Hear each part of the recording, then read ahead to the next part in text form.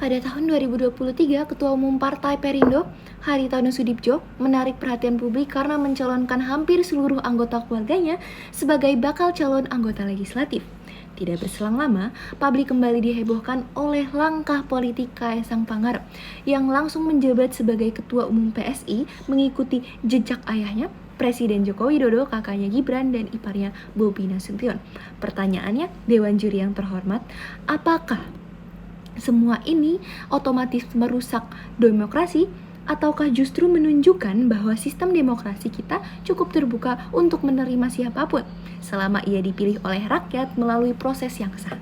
Perkenalkan, nama saya Amanda Sakira dari SMA 46 Jakarta dan saya berdiri di sini sebagai pembicara oposisi 1 untuk menolak mosi yang menyatakan bahwa dinasti politik membawa lebih banyak dampak buruk daripada dampak baik bagi demokrasi. Dewan Juri yang terhormat, izinkan saya untuk mengklarifikasi konsep yang seringkali disalahpahami. Dinasti politik adalah keterlibatan beberapa anggota keluarga dalam jabatan politik melalui jalur yang demokratis, yaitu dipilih oleh rakyat. Sementara politik dinasti yang kerap dimaknai negatif adalah pelanggengan kekuasaan melalui cara-cara yang manipulatif, seperti curang atau di luar koridor demokrasi. Artinya tidak semua dinasti politik adalah praktik buruk. Dinasti bisa hadir secara sah dan legal, bahkan didorong oleh kehendak rakyat kita sendiri. Topik ini menyentuh jantung demokrasi itu sendiri, yaitu hak politik yang dijamin oleh konstitusi. Jika seseorang dilarang ikut berpolitik hanya karena ia anak atau cucu dari seorang pejabat, maka itu ialah diskriminasi berdasarkan garis keturunan, bukan penegakan nilai diskriminasi. Dewan Juri yang terhormat, mari kita mulai dengan data. Berdasarkan Indeks Demokrasi Indonesia pada tahun 2023 dari BPS, angka partisipasi politik meningkat 3,2%. Salah satu pendorongnya adalah meningkatnya jumlah calon dari berbagai latar belakang, termasuk keluarga politisi. Artinya, keberadaan dinasti politik tidak selalu menurunkan partisipasi rakyat, melainkan menjadi bagian dari dinamika politik yang mendorong keterlibatan lebih luas.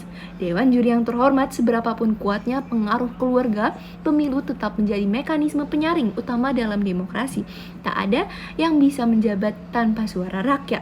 Bahkan, tokoh dengan nama-nama besar tetap harus berkampanye dan bersaing.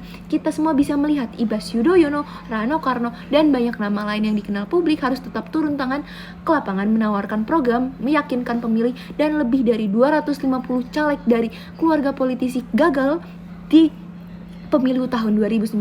Rakyat tidak bisa dibohongi hanya dengan nama belakang.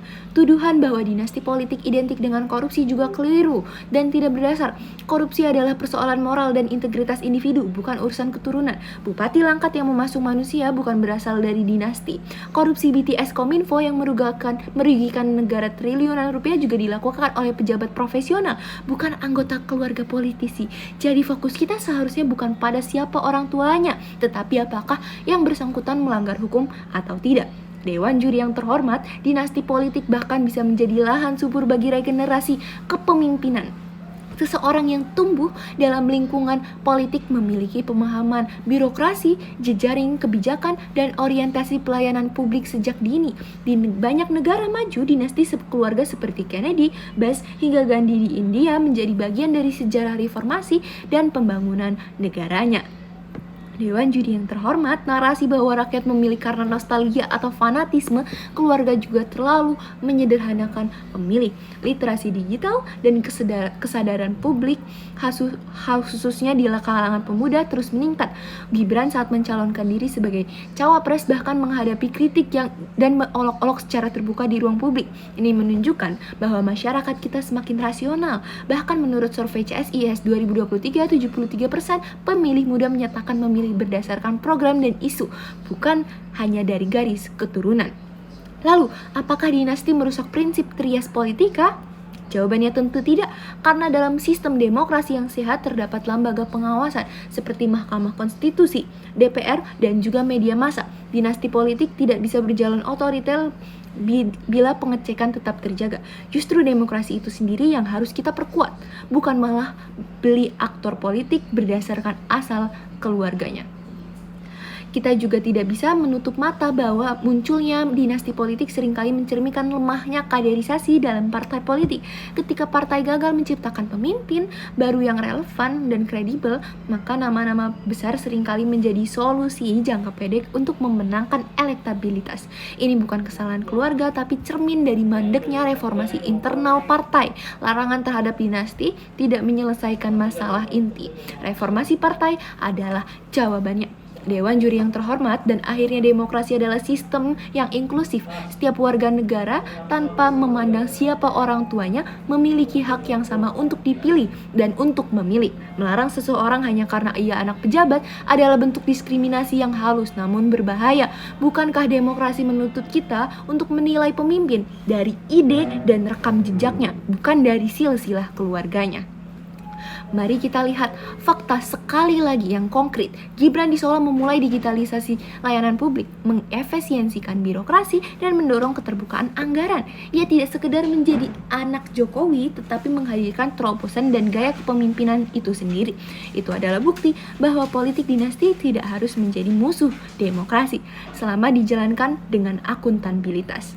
Dewan Juri yang terhormat, saya dari tim oposisi dengan tegas menolak mosi ini. Karena yang pertama, dinasti politik tetap tunduk pada mekanisme demokrasi. Kedua, dinasti tidak otomatis menciptakan penyimpangan kekuasaan. Ketiga, diskriminasi terhadap kandidat karena keluarganya adalah pelanggaran terhadap prinsip demokrasi. Dan keempat, yang paling penting, rakyat Indonesia tidak sebodoh yang diasumsikan. Mereka tahu siapa yang layak dipilih. Jadi Dewan Juri yang terhormat, jangan nilai seseorang hanya dari nama belakangnya. Nilailah dari gagasannya, rekam jejak, dan dampak nyatanya bagi rakyat. Karena pada akhirnya demokrasi bukan tentang siapa kamu lahir dari siapa, tapi siapa yang kamu perjuangkan. Terima kasih.